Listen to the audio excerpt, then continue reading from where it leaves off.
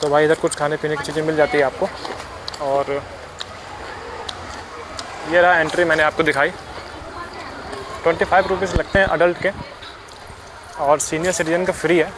अभी चल के मैं बता देता हूँ यहीं से। चलिए, senior citizen free of cost क्या क्या है मैं आपको दिखाया, वो बोर्ड पॉज करके आप पढ़ सकते हो। बाकी इधर से एंट्री, चलते थोड़ा हम टिकट ले लेते हैं, फिर आपसे मिलते हैं। तो भाई अभी हमने ये लिया है झालमुड़ी बोलते हैं वेस्ट बंगाल में, और भेलपुरी बोलते हैं अपने नॉर्थ इंडिया में। ये देखो आप, कितने का बड़ा भैया ये? 20 रुपये का। तो आपको गेट के सामने से जस्ट जो एंट्री है सामने आपको मिल जाते हैं, थोड़ा बहुत खाने पीने की चीज़ें मिल जाती है, आप है ना, भेलपुरी वगैरह खा सकते हो।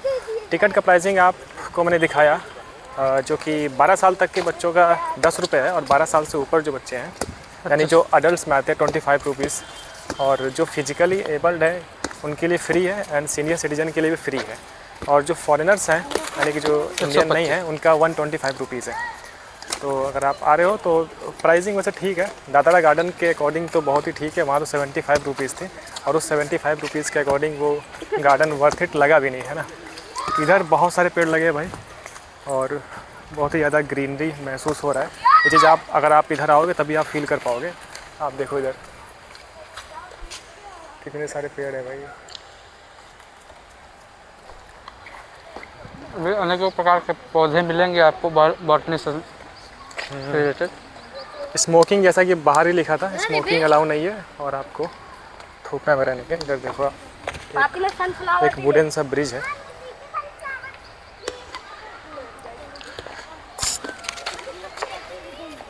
हीट हो जाता है फ़ोन धूप में, तो हीट में फ्रेम ड्रॉप्स होने लगता है। तो नज़ारे एंजॉय करो भाई, हल्की हल्की सी हवा चल रही है। पीछे का एरिया दिखा दूँ मैं आपको थोड़ा, अच्छा खासा माहौल है भाई, पूरा गार्डन बहुत वाला। अच्छा गार्डन है यहाँ। और कुछ नोटिस भी लिखा है, मैं आपको दिखाता हूँ नोटिस। ये सारी चीज़ें ही इंपॉर्टेंट हो जाती है अगर आप आते हो फर्स्ट टाइम तो। नॉट प्लग द फ्लावर्स, फूल पौधे नहीं तोड़ने हैं आपको, है ना। पेट वगैरह अलाउड नहीं है, प्लास्टिक बैग वगैरह, ये तो हमें सिविक सेंस होनी चाहिए कि डस्टबिन में ही डालना है। Not enter little on the pond, yes, तो जो इधर पॉन्ड होगा उसके अंदर नहीं जाना है। तो आपको बोट्स दिख जाते हैं, जो कि इम्पोर्टेंट हो जाता है अगर आप आ रहे हो।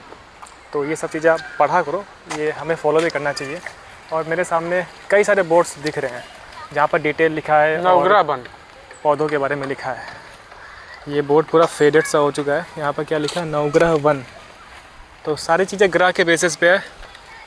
आपको एक पेड़ दिखता हुआ, और प्लैनेट ग्रह शनि के, हाँ, शनि जो हमारा है सोलर सिस्टम में, आपको पता है प्लैनेट सैटर्न के बेस पे बनाया गया है ये प्लांट। आप पढ़ सकते हो डिसिप्लिन, वेस्ट डायरेक्शन, कलर क्या है, ब्लैक, डार्क, डे, मेटल, अच्छा आयरन, ओम सनाय मंत्र भी लिखा है, आप मंत्र भी देख लो। तो जितने भी यहाँ पर प्लांट लगे हैं उनकी डिटेल दी गई हुई है, और अपने सोलर सिस्टम में किस प्लैनेट से रिलेटेड है वो सारी डिटेल्स दी गई हुई, और कलर वगैरह के बारे में बात की गई है। और दिन क्या है, जो कि वीकली में डे होते हैं ना, सैटरडे एंड वेडनेसडे, उसके अकॉर्डिंग यहाँ पर प्लांट्स के बारे में डिटेल दिया है। आगे चलते हैं हम, और एक प्लांट और दिखता है, केतु। ये देखो भाई, केतु के बेसिस पे यहाँ पर दिया गया है कलर वगैरह, डायरेक्शन, वही सेम पैटर्न यहाँ पे फॉलो किया गया है।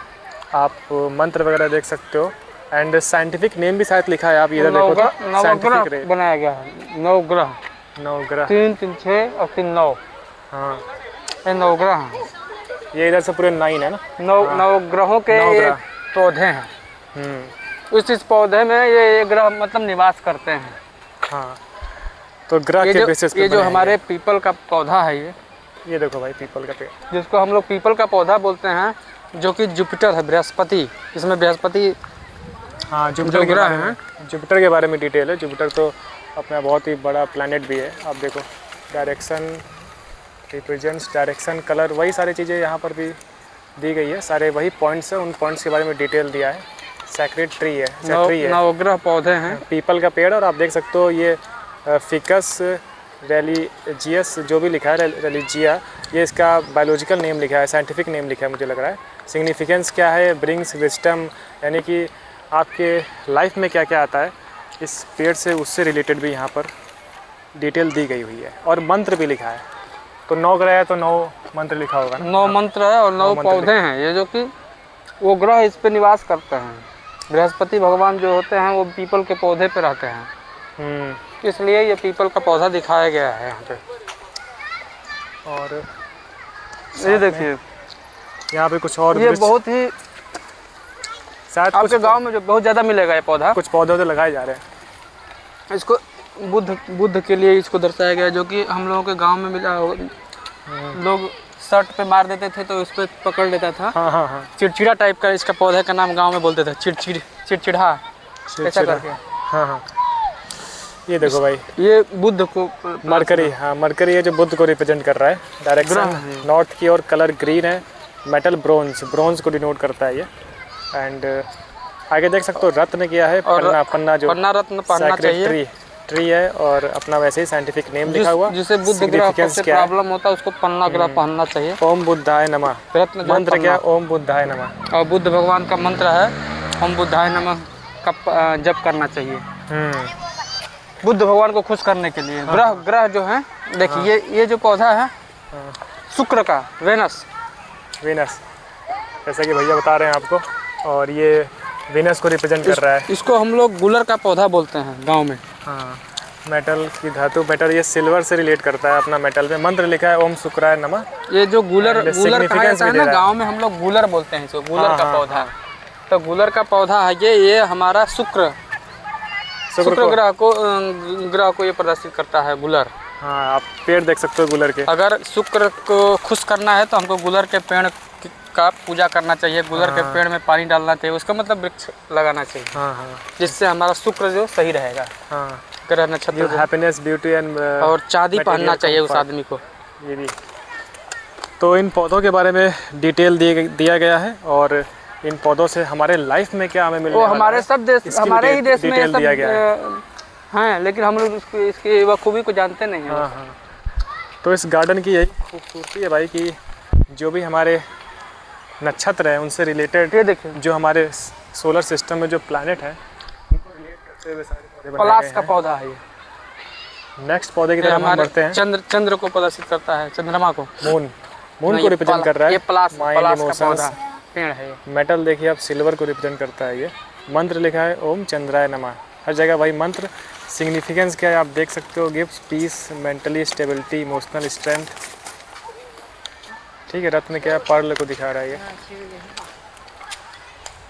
तो ऐसे कर करके टोटल 9, और यहाँ पर एक बोर्ड लगा है जहाँ पे आप ये मूंगा टोटल 9 जो हैं, देखो आप, north west, Ketu, Jupiter, Mercury, Saturn, sun, Venus, Rahu, Mangal and Chandra. सबके देखिए खैर का पौधा है, खैर, और इनके बारे में डिटेल दी गई है।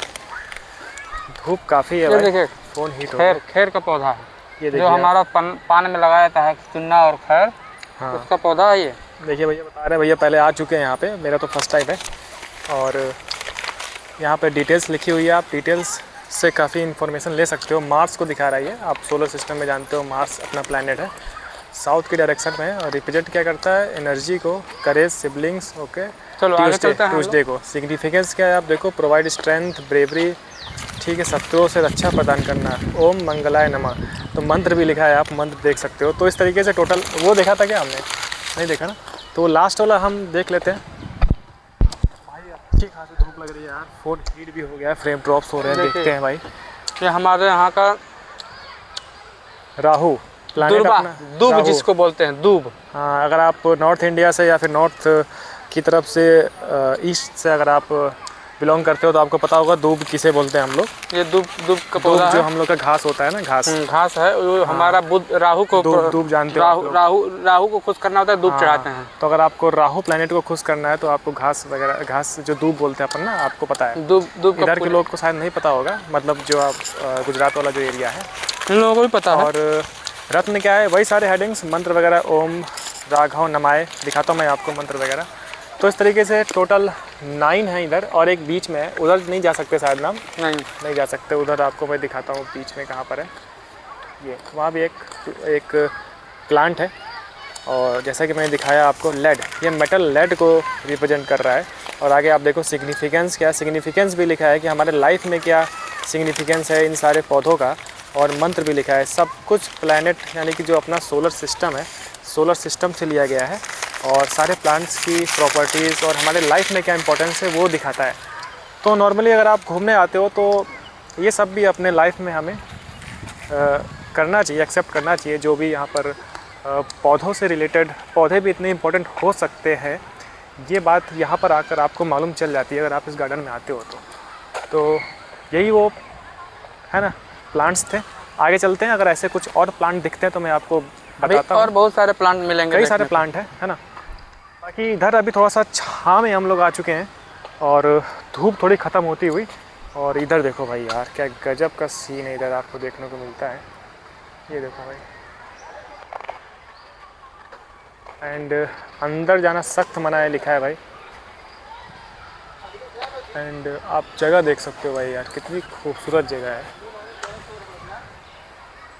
इधर भी शायद कुछ प्लांट वगैरह लग रहे हैं, और ये पेड़ देखो आप, नारियल के पेड़ हैं शायद,